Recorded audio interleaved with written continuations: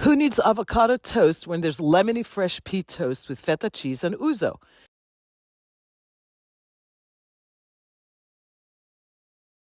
Chop up some leeks and saute them in olive oil with a little garlic.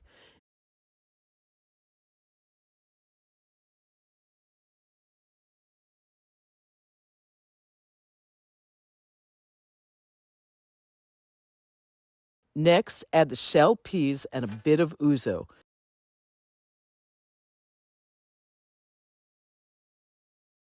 Salt and sun-dried tomatoes go in next.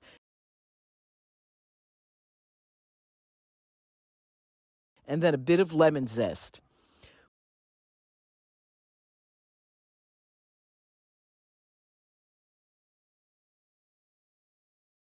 When everything's done in a few minutes, puree a cup or two of the mixture.